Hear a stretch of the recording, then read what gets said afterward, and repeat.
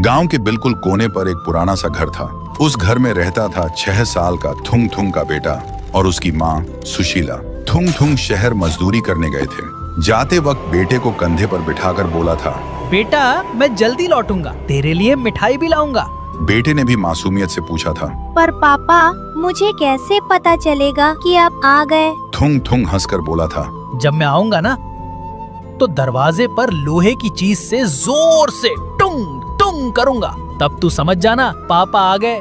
उस दिन के बाद 2 साल बीत गए। ना कोई फोन, ना चिट्ठी, ना खबर। गांव वाले माँ और बेटे को देखते ही अब फुसफुसाने लगते, लगता है थुंग थुंग अब नहीं आएगा। बेचारी सुशीला और ये बच्चा। लेकिन थुंग थुंग के बेटे को यकीन था उसके पापा जरूर आएंगे। इसलिए वह हर शाम सूरज ढलते ही घर के बाहर बैठकर हाथ में एक थाली और चम्मच लेकर धीरे से बजाता। माँ बस चुपचाप देखती और बिना कुछ बोले अंदर चली जाती। उनकी आंखों में आंसू होते, पर वह थुंग थुंग के सामने कभी नहीं रोती, क्योंकि एक सच जो बेटा नहीं जानता था। एक दिन सुशीला ने न्यूज में देखा था, जिस जगह थुंग थुंग काम में गया था वहां एक हादसा हुआ था जिसमें बहुत सारे मजदूर मारे गए। लेकिन फिर भी बेटे के सामने अपने आंसू छुपाकर खड़ी रही ताकि बेटे का भरोसा अपने बाप से न टूटे।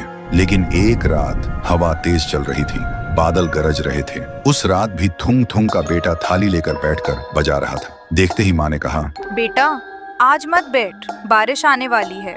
लेकिन बेटा नहीं रुका। देखते ही देखते बारिश शुरू हो गई, लेकिन फिर भी वह नहीं उठा। तभी अचानक दूर कहीं से एक आवाज आई। बेटा रुक गया। उसने सोचा शायद हवा होगी, लेकिन फिर से आवाज आई। थुंग थुंग के बेटे का दिल जोर से धड़कने लगा। तभी अंधेरे के बीच से थुंग थुंग सामने आया, हाथ में एक छोटा सा मिठाई का डिब्बा लेकर। बेटे की सांसें रुक गईं। माँ पीछे खड़ी कांप रही थी। बारिश रुक चुकी थी। फिर थुंग थुंग ने बेटे से बोला, बेटा पापा को माफ करना, मैं वादा निभाने में देर कर गया। सुनते ही बेटा थुंग थुंग के गले लग गया और रोते हुए बोलने लगा, पापा अब कभी मत जाना मुझे और माँ को छोड़कर। थुंग थुंग बोला, बेटा पापा को जाना होगा, पर याद रखना जब भी तुम टुंग टुंग बजाओगे पापा सुनेंगे, और अब तुम माँ का सहारा बनना, रोना नहीं। फिर उसने बेटे को प्यार से सुलाया और जाते वक्त बीवी के साथ बैठकर काफी देर तक दोनों रोते रहे। फिर बोला, तुमने मेरा वादा जिंदा रखा, शुक्रिया।